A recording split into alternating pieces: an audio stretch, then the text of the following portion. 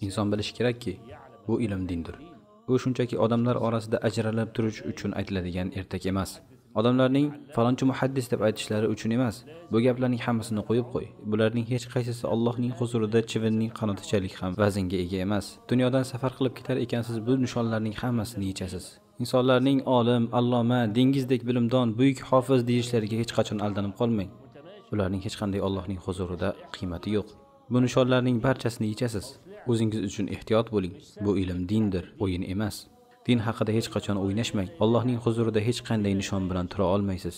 Mo'minlarning amiri unvonidan ham yuqoriroq unvon bormi? Umar ibn Xattob roziyallohu anhu vafot etayotgan paytlarida bu nishonni yechganlar. Abdulloh ibn Umarga qarab turib, "Mening jag'imni tuproqqa qo'ying" dedi. Rasululloh sollallohu alayhi vasallamning yonlariga dafn qilinishni istaganda, o'zining o'g'li Abdullohga aytdiki, "Mo'minlarning onasi Oyshaga borib ayting. Unga Amirul Mu'minin shuni buyurdi deb aytmang. Chunki men bugundan boshlab mo'minlarga amir emasman. Mening yuzimni tuproqqa qo'ygin" dedi.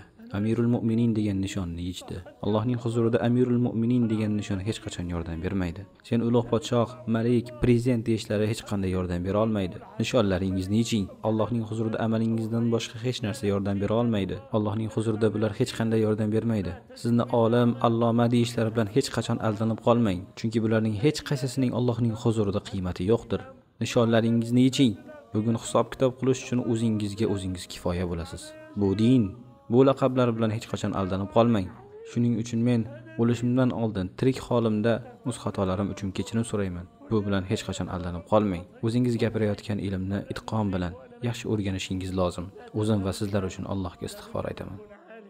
لابد أن تكون متقنا لهذا العلم الذي تتكلم فيه. أقول قولي هذا واستغفر الله لي ولكم.